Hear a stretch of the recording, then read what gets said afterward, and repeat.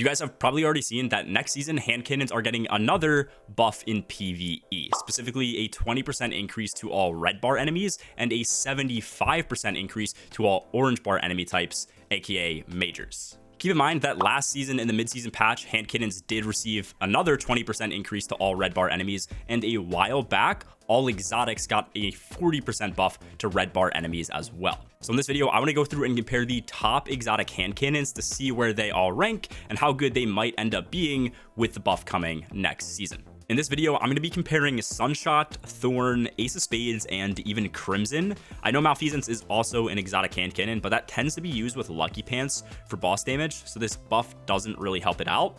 Sturm, Last Word, and Hawkmoon are all extremely PvP based as well, and I'm not entirely sure if Ariana's Vow will also be getting that 25% buff or not.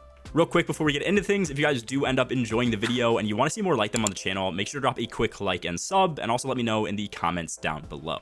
Starting things off, I'm really just concerned with how these weapons are going to perform in a day 1 raid setting, which means you're in contest mode, aka you're 20 under power. So we're going to be starting things off in Master Root of Nightmares, where you're locked to 20 under power. And with this activity, none of the additional modifiers ended up helping any of the hand cannons as well. First up is going to be Sunshot. This hits in the head against red bars for 8,317 damage, and then in the body for 5,457. So overall, it's going to end up being 2 headshots or 3 body shots for a kill. But with that said, Sunshot can end up getting way better. When you end up combining this with Ember of Empyrean, you can indefinitely chain the Radiant buff, which gives 25% more damage, and Restoration to also help with your healing over time. This won't majorly change the amount of shots you need to kill a single enemy, but since Sunshot does also trigger explosions on kill, this will help weaken enemies in groups, resulting in better ad clear, and then overall this ends up being less shots that we need to kill these weakened enemies. Moving on to Thorn, this is going to end up headshotting at base for 8,666 damage, and then goes on to deal another 3,980 damage with its poison applied. Body shots, on the other hand, hit for 5,778, but then are also going to deal that 3,980 additional poison damage. But assuming that you do end up getting Soul Devourer active from picking up any one of the wisps that Thorn spawns in, this allows the weapon to one-shot, headshot, and body shot enemies. Plus, these wisps partially refill your magazine, drastically reducing the amount of times you end up needing to reload. On top of all of that, with Necrotic Grips on Warlock, this makes Thorn get even better, allowing you to spread that poison around, similar to how Sunshot works, making your effective ad clear much better because everything ends up getting weakened. Ace of Spades is definitely a PvP weapon, but on paper, it does have pretty good PvE perks too.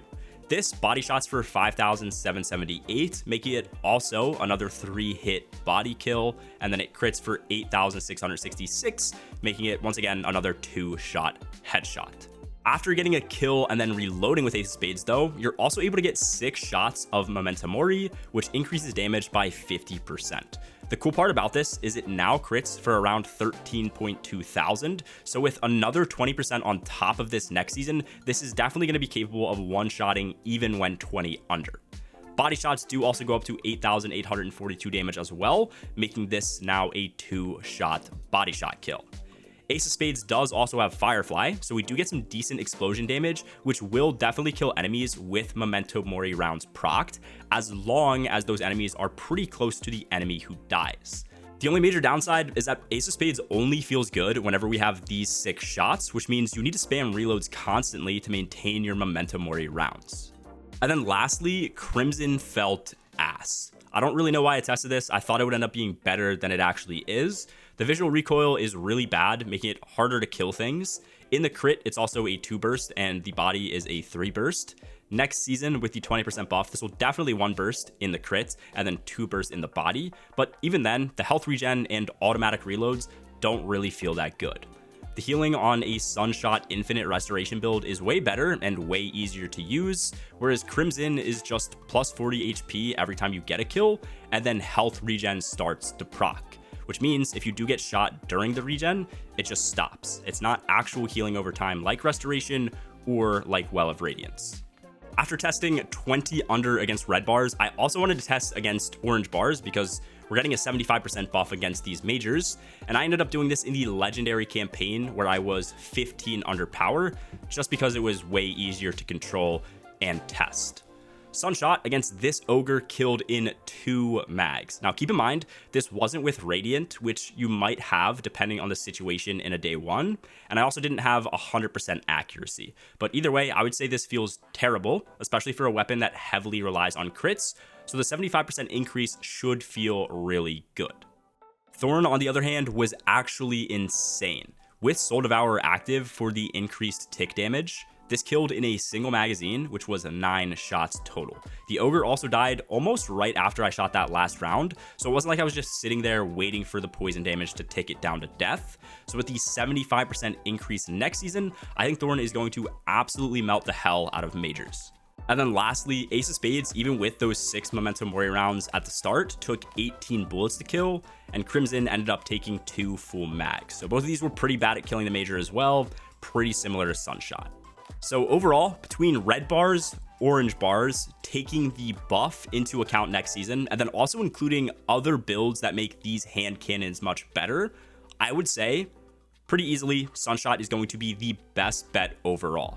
Primaries are predominantly used for ad clear, and I think between the 20% buff, having infinite restoration and infinite radiant, and the explosions on kill, Sunshot is the best. You also don't need to really prioritize crits as much with this weapon compared to other hand cannons. Kills are consistently 1 to 2 shots if enemies are grouped up, because the extra damage we get from explosions, and most importantly, this will work on any class, obviously as long as you're running solar.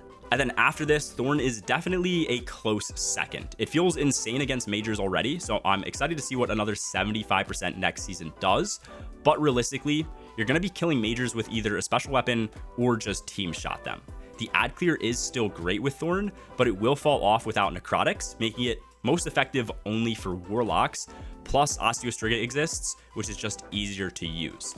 And you also don't get as effective of a healing setup compared to running something like Sunshot.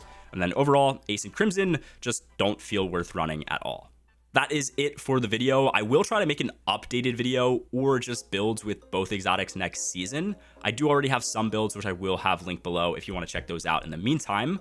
I wanted to make this video now though, since I might not be able to get everything out next season before the day 1. And I also think it's pretty accurate to say if something's the best now, it'll still be the best hand cannon to run after this buff goes live.